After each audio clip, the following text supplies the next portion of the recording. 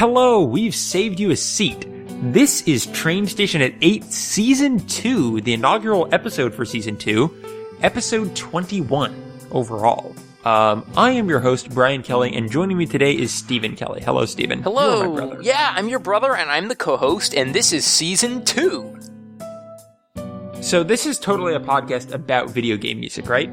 Most of the time, 95% of the time, it's about video game music, designed around the idea of just some friends hanging out and just chilling, just talking about video game music. No crazy structures, no reviews or nothing nuts like that. No, absolutely. We're actually changing things up a little today. You may notice, listeners, we don't actually have any guests this week. A rarity. That is not going to be a permanent thing. It's not like we're getting rid of guests, but we are opening up the possibility of doing episodes without necessarily having guests. We've decided that we don't like other people, and it's just going to be us. Pretty much. Just the Kelly clan. Mm-hmm. That sounds like something we're like barbarians. out of Donkey Kong. Speaking of Donkey Kong, we did an episode in Season 1 with the Mercado brothers, Will and Carl, about a single song. It was a Donkey Kong Country song. Island Swing, in fact, from the first level. Right, and we actually liked how that went so much that as we were discussing what to change with Season 2, we thought it would be interesting to make our show format based around listening to and discussing a single song. Because from video games. To be perfectly blunt, we were worried that our show was getting kind of stale. That we were going to become kind of formulaic, and we would run out of ideas because we were running out of questions to ask. Exactly. We had our old 8-question format, which we would take a topic. It could be a game series. It could be a single song. It could be any number of things, and then we would do 8 questions about it. And it just felt a little formulaic after a while, and we realized what we really loved about the show was talking about video game music, specifically, not generally like bigger topics like, is video game music, like what are some of the topics? Some of the big ones we would always run into over and over again were things like, is video game music as good as it used to be? Or what's the difference between Japanese music and Western music? We ran out of broader themes to discuss and realized what we really cared about discussing were specific songs from specific games and just what we think about them. But we also didn't want to turn into a show where we play a song, talk about it, play a song, talk about it. Those are cool, but there are a lot of those out there, and it's just not what we set out to do. So we thought it would be really fun to do more in-depth discussions about certain games and certain songs and let the conversation just be a little more free because it doesn't have that much to cover. And in fact, we were kind of nervous about this idea because we and the Mercado Bros who were on that last episode all expressed hesitation about having an episode about a single song. And we were taking a huge risk saying, for the time being, our whole podcast is going to be about that. Exactly. But something kind of clicked with me earlier today when I was thinking about it. Before we would have to think up 8 separate questions to pose about a certain topic. Right. Now we simply find a very specific topic that will hopefully pose the questions to us. That's a good way of putting it. I hadn't actually considered it that way. Yeah. But I like that. You may have noticed the intro theme to our podcast has also changed. Yeah, if possible, it's even more relaxing. It is another Animal Crossing song, this time Animal Crossing Wild World. It is 8 p.m. Even more fitting. And I didn't get that joke until like 20 minutes ago. You did not get that? I don't know if joke... Reference. I did not get that reference. So yeah, that was another song that I wrote and recorded. Arranged. The original writing of the song was from Animal Crossing. No, arranged. Absolutely. I did not write it. I wish I did. I actually need to find who wrote it. But yeah, arranged and recorded. And it is from Animal Crossing Wild World, the composer, which I don't actually have on hand at the moment. We should look that up right now. We'll obviously put that in the credits, but we thought it would be only fitting, if this is going to be our new Train Station theme song, let's have the first episode in Season 2 be about that song. Kazumi Tataka apparently also did Mario Paint. Whoa. Oh, Toda KK. It's him? Great. Oh, yeah. Of course. Awesome. That's what Toda KK is based on. Wow, this is a great idea. One of my very favorite. Asuka Oda also worked on Wild World. Okay, so it could have been him. And he also worked on the original Animal Crossing? No, there's a bunch of different people on the original Animal Crossing. So yeah. That said, that is also going to be our song for this episode. Indeed. Is 8 p.m. from Animal Crossing Wild World.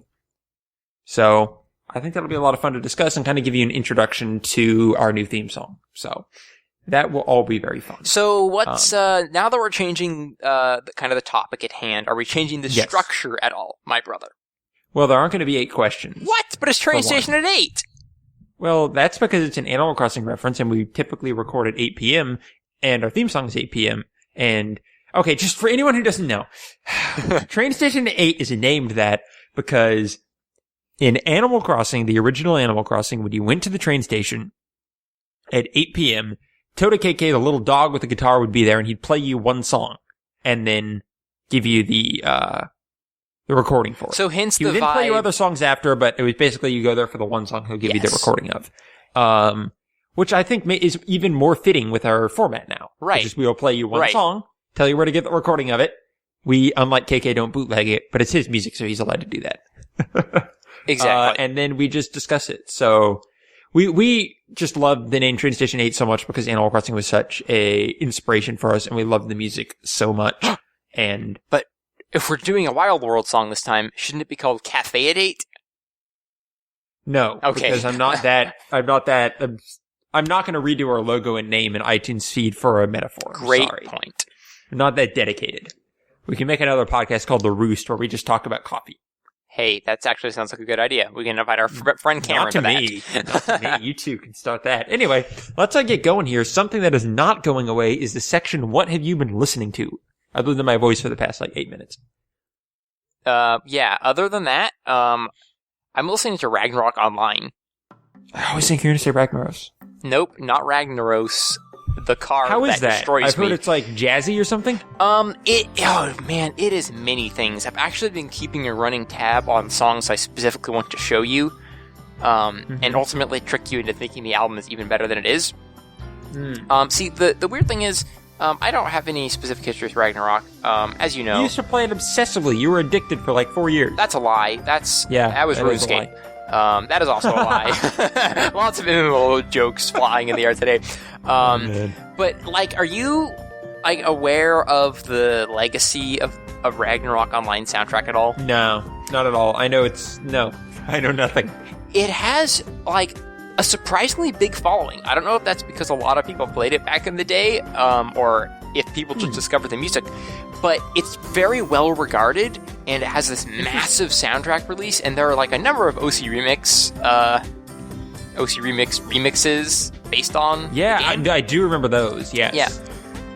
And so it's 5 discs. And man, I wonder if I can check. So we may have to do 5 seasons of episodes on that sometime. Oh man, there would be so many. I mean, the first disc has 29 songs on it. The next has 30. The next has 30, and so on. So it's a massive soundtrack. I actually listened to, just finished it today. I listened to it while doing a bunch of grunt work on the computer.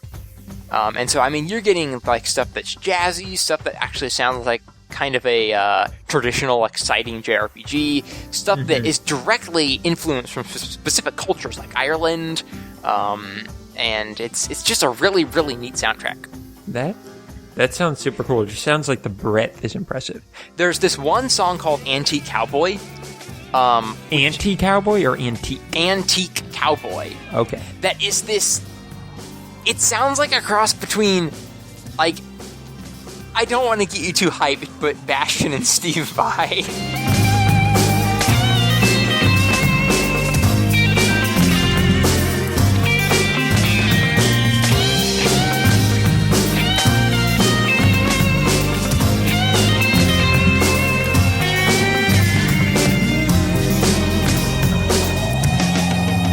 Whoa! Just a little bit of both of those things. That's really good. It's a pretty awesome song. It's 2 minutes long. Yeah. That sounds great. 10 minutes? 2 minutes. Oh. It's 2 minutes, but they pack, and it's then it's gone. That style never returns. That style of guitar never returns. And it's 2 minutes in this 5-disc soundtrack. So wow. It's an exciting thingy. That's neat. What else, though? What have I been listening to? Well, I've been listening to, just to jump in here, the Oblivion soundtrack a lot. Really? Yeah. Any reason? Well, I listen to it as I go to sleep, typically. Oh, okay. I've been listening to the Oblivion soundtrack recently, but it's more like when I wake up. It's my go-to for going to sleep. It's such a good soundtrack for that. I always view Oblivion as kind of like a morning time, springtime kind of soundtrack. Oh, I agree. I don't necessarily relate the music with night. It's just very relaxing. It's super relaxing. Calming, wonderful music. And I've also just been listening to it in the car, and I've been shuffling my 5-star playlist some, and that comes up a lot because every single song is not a combat song. Explore song is 5 stars. Is a 5-star. Yes. Interestingly enough, for me, if we're going by like a star system, the theme song is only like a 4-star. No, I agree. It's the worst rendition of the Elder Scrolls theme between, Morrowind, Oblivion, and Skyrim, in my opinion. I've also been listening to just various my starred playlist on Spotify. You should really get into Spotify. I wish you would. You know what? I've been having a hard time playing it in the car. It keeps resetting what I am trying to listen to. No, it's not wonderful for the car. I typically play it on my PC. It's much, much better. Well, it's all those lyrics, man. Yeah, you can't do stuff with lyrics. Rise of the lyrics. I run into that problem when I want to hear the lyrics. Like, for Guns N' Roses, I'm cool, because I like some of their songs, but I don't particularly care about what they have to say. Yeah. But like, I ran into this problem because I started listening to, Night Castle, which is Trans-Siberian Orchestra's non-Christmas album they came out with a few years ago. And I was listening to it while I was doing work and stuff, and I started just stopping work to listen to the lyrics. And I'm like, okay, this is a problem. Well, you have to analyze those lyrics.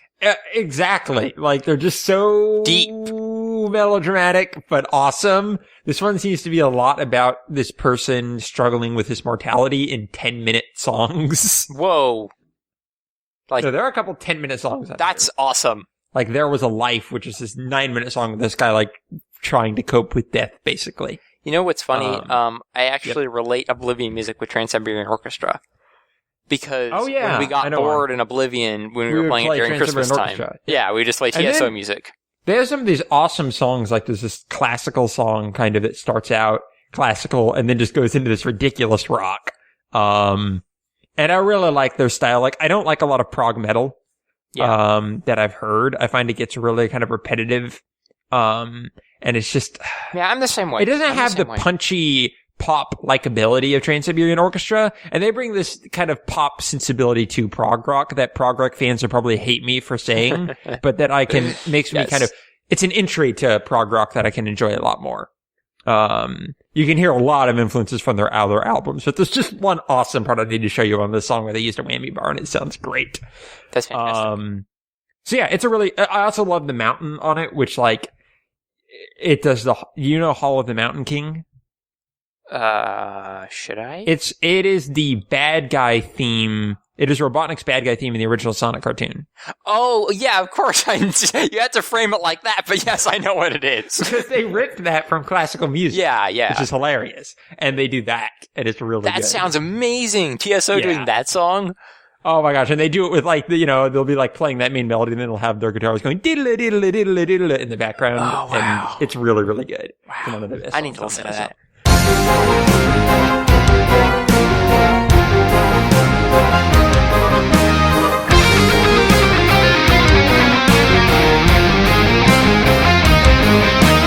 Yeah, it's a great album. I want to finish it, but I want to finish it when I can dedicate a little more time, because they obviously have a narrative they're trying to tell here. Yeah, so definitely. That's the fun of it. Anything else for you? Well, I guess I'd also like to mention another soundtrack that I got. The Ragnarok Online soundtrack, by the way, is one that I got for a very, very reasonable price. Cool. The physical copy, along with a bunch of other ones. Yeah. Oh yeah, you ordered like 7 from that guy. Yes, and another one that I got was Kirby 64. Yeah, that's in my iTunes library, but I haven't listened to it. Or as it's displayed on the soundtrack, Hoshi no Kirby 64, which I think is just so fun to say. Yep. And honestly, I kind of just tacked this one on because I'm like, well, I'm getting soundtracks. I might as well pay for shipping. Yeah, I remember you saying not great things about it when we discussed it on the Kirby episode. And I think I'd like to take back some of those things I said. Yeah. That's actually a very neat soundtrack. Yep. I still stand by that it gets too cutesy and does not stand up to original Kirby music. For sure. But some of those things are crazy. I wish I could tell you the title I'm thinking of, but it's all in Japanese. I'll have to dig through. How long is it? 80 minutes. I don't know. But I think it must be from the factory level or something. Mm-hmm.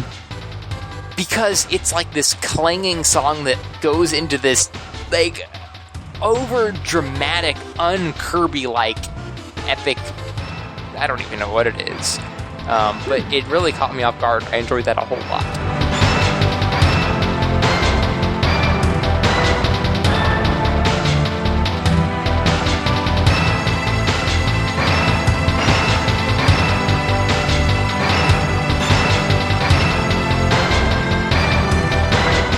That is neat. Yeah, I need to give that a listen. I realized another soundtrack I'm listening to is the Paper Mario 1000 Year Door soundtrack. Mm-hmm. Which is actually, interestingly, not as good as I expected it to be. Because while there are a lot of good songs in it, most of it is kind of filler. Yeah, I actually... I see what you mean. The title theme is amazing. The underground theme, the title, the chapter end, Luigi talking, and a couple of those are really good, but the rest is just kind of okay. Those stick out as moments, but it's just kind of a lot of just being there, which makes sense for an RPG. Wibbling around, and here's kind of the slightly scary sounding song. And just they have, all their enemy songs for Cortez, the main villain, and all the other stuff is just kind of bada bada bada bada bada kind of techno stuff. So it's not that interesting. Yeah. It's really more mood setting, and it does set a really good mood, but it's not great on its own. Most of it. So. Yeah, I think that's the sort of game that, really nails its themes and its overall style. Mm-hmm. But it didn't go down in history as having... It's not a master of melody or something. Right, it didn't have the classics. Yeah. It also is probably that I couldn't find the soundtrack anywhere, so this is a rip, so it includes literally everything. So a soundtrack would have... It would have not included the cutscene with the Goombas who get into a fight or whatever. I know, I had to delete a lot of stuff. And it was this song with sound effects. It's okay, this 2-second loop of Mario doing a trick during the battle. So anyway. But yeah, that about covers what I've been listening to. Great. Well, that's most of the stuff I've been listening to. Ragnarok is so huge, it counts as 5. One thing I wanted to note for Spotify, I think it helped that the first thing I got into on Spotify was a ton of Steve Vai and Joe Satriani, no lyrics, and a lot of music. That's a good point.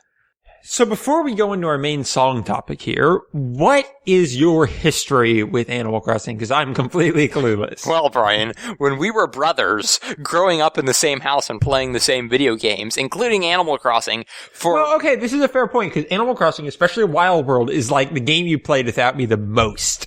That's a good point where we're talking about the history. So to start at the beginning, I think it's really important framework to know that we played for hours, days at a time, pouring our We played it like other people played JRPGs and stuff. We played it like other people played MMOs. That's a good point. It was our MMO growing up, because we never played MMOs until I don't know, I was 15 or something. So when we were young, we rented Animal Crossing. We thought it was going to be dumb, but we didn't know what the heck this thing was. I saw the characters, the nice looking animals and with their weird faces on some website, and I'm is that a South Park game? It looked like a parody of cute games. Yeah, I couldn't imagine it actually being sincere. I guess it was pretty cynical even at that age, but, I think I was actually more cynical when I was younger than I am now. It's weird. So we played it, and we just were we were enjoying it so much. Tore into it. It was something of a new thing to us. We'd never been big RPG players, and just that slow pacing and just kind of exploring and collecting really spoke to us. And we played that original Animal Crossing so much. To the point where we had the guide, we knew every single item, every single villager, every single thing that could possibly happen in the game we had seen and we had done. Well, very true to us, we would create multiple characters. Yep. For the same town and play as all of them, and then make another town and have do the memory card and then thing travel between towns and decorate all these houses. It was crazy, but so much fun. And so then so that was our start with Animal Crossing. One day, a video game was released called Animal Crossing Wild World. Yeah, we were excited about that, and it wasn't as good as the first one, but that's okay because it was still amazing. No. Well, the other problem is one thing we were incredibly excited about was the multiplayer. And Because we could finally play a game together at the same time, or an Animal Crossing game. And it just, between how much they didn't let you do when the other villager was in your town to how long it took to get into someone else's town, we never really ended up doing it much. It was a big hassle, and so all it really ended up doing was, instead of bringing us together, it just separated us. Yeah. From just played separately. From our Animal Crossing adventures. It was just meant we never interacted, instead of in playing the end, I together. wanted the asynchronous multiplayer from the original Animal Crossing more, where I could just leave a note for you in your town. At least I was communicating. Yeah, you could leave surprises, or I finally found that furniture you were looking for, but it was just such a pain to get the DSs to communicate that we didn't do that anymore. So that's kind of began our solo adventures in Animal Crossing. So why don't you pick it up from there? What did you do when I wasn't around? I got somewhat into Animal Crossing Wild World, but never nearly as much as I did the original. Trying to remember, what my playing habits were for it. I've tried a couple times to kickstart it again, could never really get into the habit, but I do remember this song always stood out to me, even when I used to play it. What about you? You played this a lot more than I did. Yeah, I took the different path, where I got to a point where I was playing it daily.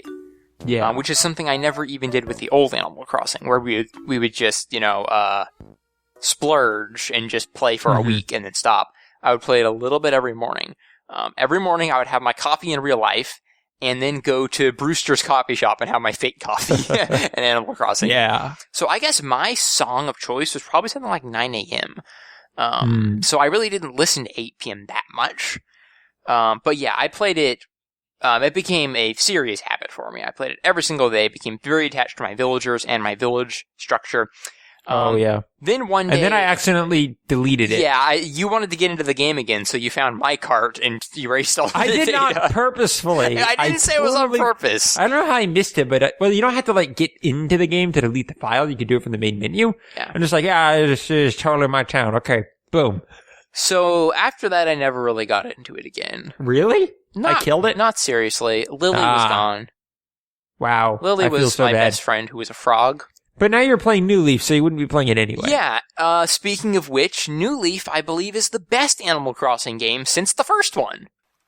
Yeah, City Folk we never played. I think it just had the music from Wild World. Yeah, it was pretty lame, from what I understand. New Leaf has great music, but that is one of the parts that is not as good. Nope, I think New Leaf... I looked at the 8 p.m. music for New Leaf, and I was like... New Leaf has the worst music. Ever of any game. I don't think you play that game at 7 p.m. Yeah, okay. Which is a thing of heartbreaking beauty. I haven't played what? The game is 7 p.m.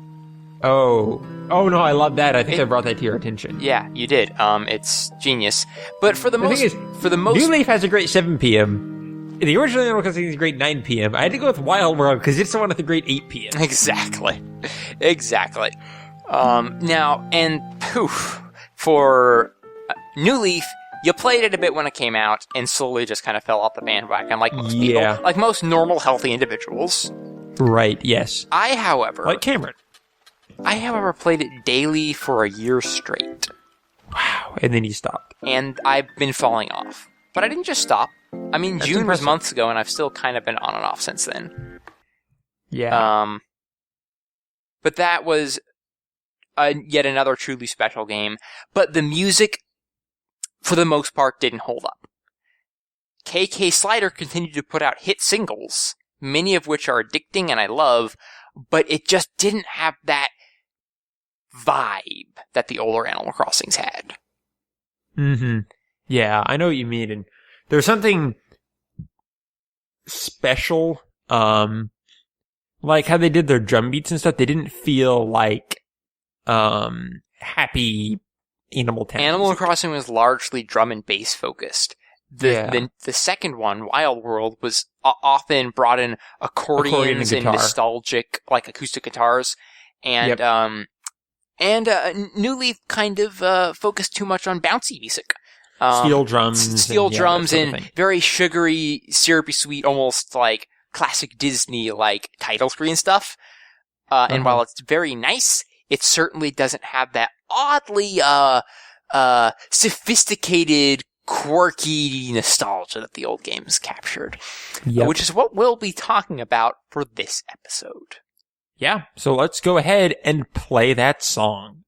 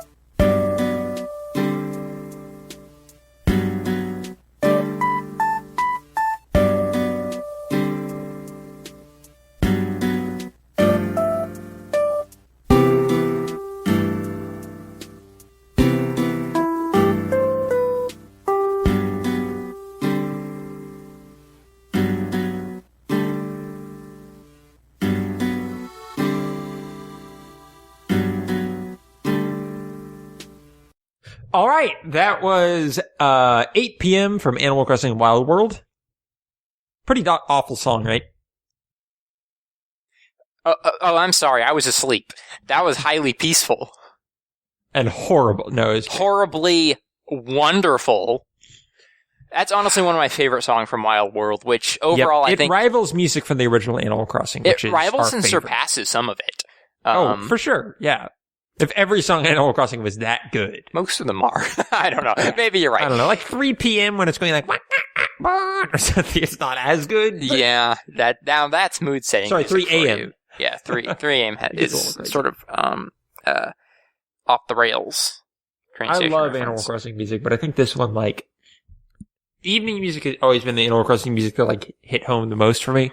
This is the 9 p.m. of Wild World. Yeah, I remember I was actually looking at 8 p.m. for the original Animal Crossing to make it our theme song, and it just didn't capture me. It's a little hyper. It's a little bit hyper. It is. It's the do-do-do-do-do-do. So it's kind of like, that to me seems more like a kind of 7 p.m., like evening's coming. 8 p.m. is when things should calm down. Evenings, like, 8 p.m. is when the sun is most likely down. Yeah. If you're living in the United States of America in most places. Yeah. And everything's just, it's not getting into deep night yet. The sun, there might be just a little bit of bluish sunlight still on the trees outside. Yeah. And everything's just chill. And this song is just, like, it captures that to a T. I really enjoy how the guitars are strumming just in and out. It's kind of like just breathing and out. And it's repetitive, but doesn't like annoy you because it's just relaxing. It always ends on like a note that puts you at ease. Yeah, like that's something interesting. It, when I was writing the cover for it, I was finding it a very difficult challenge because I didn't want to just do exactly the same thing, which is almost what I ended up doing. But adding complexity and melody to this song is not the way to make it better. The melody, all of its it works because it's minimalistic. That's like, super true. I like adding, I could have, like I did with a few other songs they've done, like I could have soloed in G major to it. Right. And like, I don't think that would work. It would sound okay, but it would be kind of killing what the song's about. The song is, like you said, every measure, it's landing on something comfortable. It's almost like... And that was like the edit you had to my cover, which is like I went up a note, and you're like, why don't you make that the lower octave instead of the higher octave? Because it's leading too much. It needs to let you rest more between every measure. And that really improved it. Anytime a note does not satisfy in and of itself, the whole illusion is broken. It's almost like it uses the silence as much as it uses the music. The silence needs to be relaxing, not anticipatory. So you have like that, like the beat being that dun dun dun pause, dun dun dun. Yep. Pause. And during those pauses, it feels like an empty, quiet, cool, relaxing evening. Yeah. And I think that's a really important part of the song. If you had tried to just keep that, like that strumming of the guitar as just a backdrop to a new song, it wouldn't have been the same. No, I absolutely agree. And something else interesting about it is how minimal they are with the instruments. They use whatever. Three? Are there three?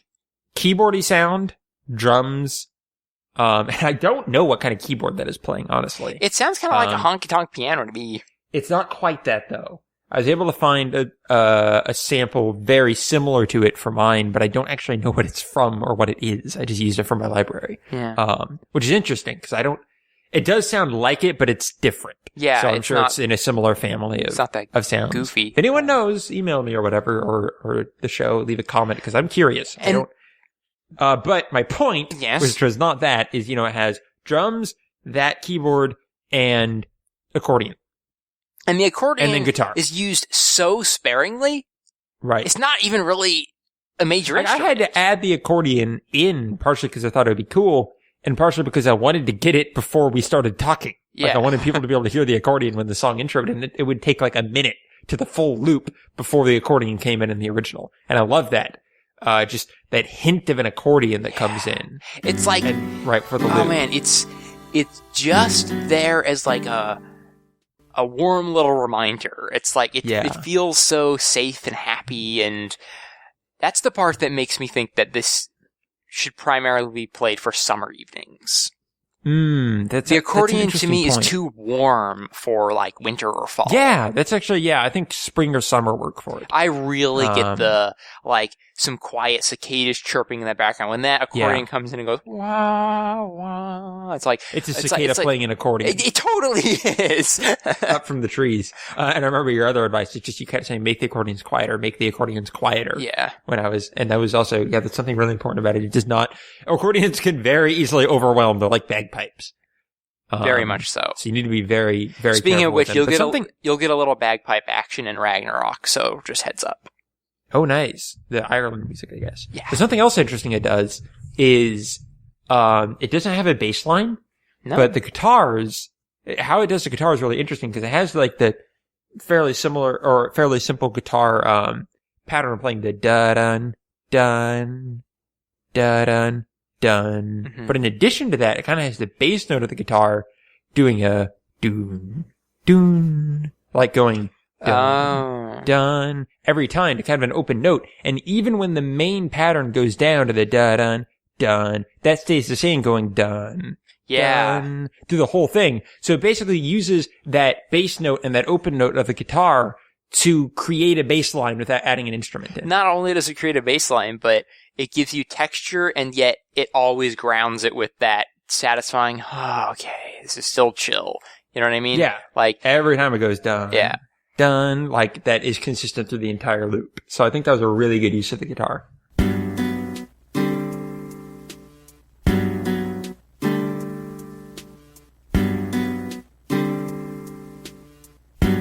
I think that it's a real testament to Animal Crossing in general, how these songs actually bring a certain measure of peace to your heart.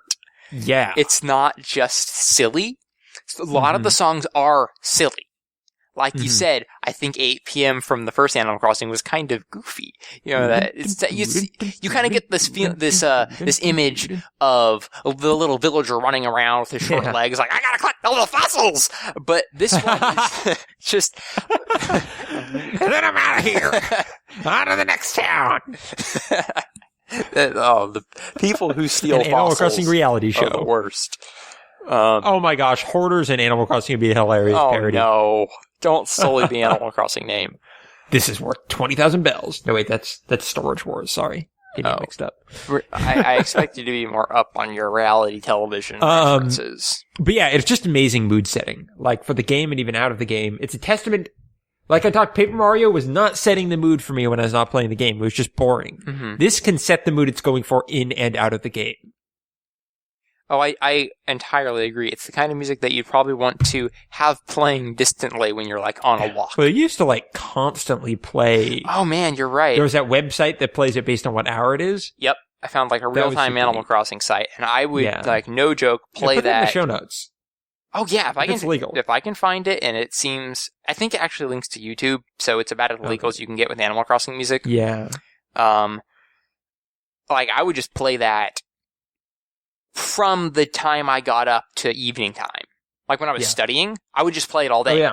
I remember that. That was great. And but I think one reason it can mood set so well is that the moods are very relatable to normal life. Mm-hmm. Like, in normal life, I'm not going to be going on a walk and wanting to hear Theme of Grotus from Paper Mario. Like, unless I'm taking a walk with a robot man who wants to rule the world or whatever, that's not going to be relevant. But Animal Crossing is almost always relevant to our day-to-day lives. Or even like that's what the game was emulating. We were just talking about with Oblivion. Oblivion is beautiful, but it conjures up the image of somewhere that you'd like to visit but would never live. Yeah. Animal Crossing just makes you feel like this is your little neighborhood. Maybe you live in a big city and you have to listen to city folk and you're all sad. Mm-hmm. But for us, especially growing up in suburban environments, I mean... Well, in a forested neighborhood, in a forested neighborhood, especially, Animal Forest, I mean, this sounds like cicadas, neighbors slamming car doors in the background, maybe the scent of barbecues. Police sirens. Yeah, I don't know about that, but yes, it's a lovely thing. And it's kind of cool how you can link those your real life experiences with the game experiences, and they kind of become blended. Like, I don't know if that happens to you, but like, I woke up one night saying, "Oh my gosh, I owe way too much money to Tom Nook." Oh, that's better. That better than me. I woke up in the dead of night saying, "I gotta collect the fossils." And I was a freakish. I know every time I get bit by a mosquito, I'm like, "Bum, ba-dum, bum," rubbing my face for a few seconds. Oh man, you spoiled what our next song is going to be next week. The mosquito bite. The mosquito bite song. Oh my gosh, that would stretch our abilities thin. Well, speaking of stretching thin, let's end this episode. No, I'm just kidding. Speaking of stretching thin, isn't it alarming how the song, like, effectively is, I don't know, what, 10, 15 seconds long for the main part? No. It's actually, I would say the main part is a minute. Oh, really? Does it go to that many variations? Yes. So it has the first loop. It goes the dun dun dun dun dun dun dun dun dun dun dun dun, and then finishes that. And then it does it again, but it does it with a variation, at least on the final section. Oh, you're right. You're right. With the constant loop of guitar. So I would say accurately, without that minor variation, the accordion part, it's maybe about 25 seconds of original music, but that's still a really small. I mean, it's 25 seconds of original music with the guitar strumming being extremely repetitive. It's like, 5 or dun dun dun dun dun dun dun dun dun. But again, it uses that repetition instead of to sound loopy to inspire calm. Right. And just, like you said, breathing is an amazing analogy because breathing is a very centering, calming activity. Not to mention relatable. And this just, or the tide of a sea, which you also can see in Animal Crossing. The sea coming in and out. Like, that very cyclical nature it gets down. And also, I think it's amazing how much it does with the limited DS hardware for this kind of stuff. The DS is getting pretty advanced. But the DS could still sound really like, with the DS, it's really easy to sound like you're pushing your limits. That's true. I mean, you gotta remember there were things like Sonic Rush on the DS. No, the DS could do recorded orchestral music and stuff badly compressed. But the compression works for this music, is kind of what you're saying. Right, but I'm saying, like, the simplicity, right. This would not, I've heard it in City Folk, I don't know if they ripped it exactly, but like, it doesn't work any better.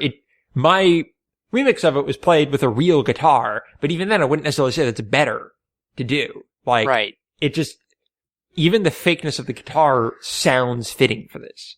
Because it's playing such a simple chord. They chose a sound that is kind of timeless in a way. Yeah. So the accordion. It doesn't matter if it's low quality, if you will. It doesn't matter if it doesn't sound real because it just sounds warm and comforting and like it's meant to be in your Animal Crossing town. Yeah. So what do you think of the drums though? Because drums are something you usually pick up on more than I pick up on them. The drums in this, incredibly simple. So this is basically just, it's basically the simple drum beat you can get, which is just bass drum, snare with a consistent hi-hat. But again, any complexity, like if you were to have a tom fill or something in this, it would sound ridiculous. But the drums to me are so necessary because they bring in that jazzy drum and bass modernity to Animal Crossing music that would be so easy to lose without them. Oh man, I completely agree. It's like I said, it's that air of slight sophistication. A certain amount of like knowing quality. Like this isn't just a kid's game. We're not here to purely entertain you with cutesy, animals and silly songs. And I think the other key thing about the drums, something else they did great is how just quiet they are. Yes. The drum kit I used was a little louder and I didn't love that, but I didn't have a great replacement at the time. But they have like such a soft, relaxed feel to them, which is a great way to use the drums. And something else great they bring is at the loop point, they cut out the drums for a few measures of the guitar and then the accordion. Again, really, really utilizing that silence. They utilize the silence, and then you notice what the drums mean to the song because they come back into it. And you're like, okay, we're back to that beat. And it's just a nice respite from it. And it makes the drums more meaningful because you've heard what the song is like with and without them. And something really important that I don't think we mentioned yet is that this is kind of a subtle reprise of the theme song. Oh, I don't know the Wild World theme that well, but I think you're right. It's not which like is interesting playing through the whole thing, but there are snatches of it where the da-na-na-na-na. No, you're right. It's from the theme song. I'm looking at the Animal Crossing original 8 p.m. I don't think that was a remix of the theme song. Not as far as I know. Wait, what is do-do-do-do-do? Is that the Animal Crossing theme song? The original one? Do-do-do-do-do. What is that from? Yeah, the bum-bum-bum-bum. Yeah, bum, they bum. whistle the theme song at 8 p.m. in the original Animal Crossing. Oh, okay, then totally. In New Leaf, they remixed, for 8 p.m., they remixed the theme song. I mean, the theme song, you can find it. Like, Animal Crossing loves to remix its themes. I wonder if it purposely does it, because every 8 p.m. theme did it. I mean, you can find it in multiple hours, though. Yeah, I would assume it's in other places, but I wonder if they chose that as a centering point or not. I don't know. I have to listen to how many others have it.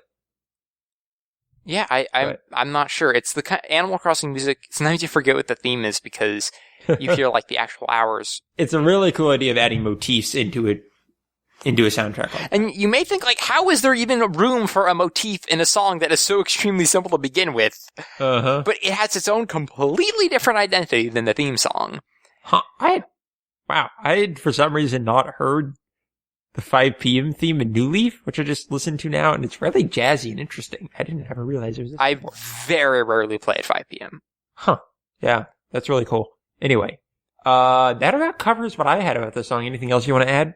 Other than the fact that I think it's one of the greatest Animal Crossing songs. It is. That exists. Yep. You know another interesting Nintendo soundtrack that used an accordion a lot was Fire Emblem Awakening. Yeah. Yeah, you're right. That was Did you ever listen to that Mercado Brothers episode on it? I forget the episode number, but they were playing some of the calmer music, and there's that accordion in it that's really well used. Yeah, that's a good point. Accordions are very rarely used well. They're almost always for it's the ritzy, fancy part of town and it's obnoxious. Yeah. And I noticed they are in that 7 p.m. Animal Crossing New Leaf song that's so good. That and the piano. Uh-huh. So, all right. Yeah, that about covers what I had for the song. So let's start wrapping this thing up here. Let's wrap it up. Bring it down. I hope everyone listening liked this new format. I personally really enjoyed this episode. I completely agree. I feel like we're a little more relaxed. We're a little more we're drilling down deeper into the heart and souls of these songs. Right. Give this more of a chance to be excited about one specific part of video game music. We're on the same page. And honestly, it's stuff I'm more excited to talk about. And I think that's key. So we'll have. If I'm not interested in what I'm talking about, I think it's going to show through. If the guests we have lined up for next week ends up working out, boy, am I excited! They're the coolest of people. Oh yeah. And I wonder how this format will work with guests. We don't know yet. We've never done it. We will see. Hope everyone enjoyed that. If you want to write in and email us and tell us how horrible it was, you can email the DrainStation8@gmail.com. And in fact, follow us on Twitter. It would be best to do that right now. Okay. Before we get too far in this season. Yeah. I really, really want to hear people like this style, because I know it was a little more technical, and maybe if you weren't into this particular song, I don't know if you'd enjoy the episode. We need to know this kind of stuff. Yeah, that would actually, yes, any feedback would be great. Did it go on too long? Did you want more meandering talk about the series? I mean, there are a lot of different directions we could take this, but we kind of covered everything a little bit. You can also follow us on Twitter at TrainStation8. You can follow me personally on Twitter at Lord Meldor, though I don't tweet very often at all, unless it's about strategy games, and then you probably won't care. Or Steven at StephenKelly180. I tweet all the time about dumb things. This is true. Well, kind of. Maybe once a few days. But anyway, Train Station at 8 is a part of Whales Are Whales Network. You can find other awesome shows like this with other awesome people like us at whalesorewhales.com or on Twitter at whalesorewhales. But that's all I had. So until next time, say goodbye to the monkey porter.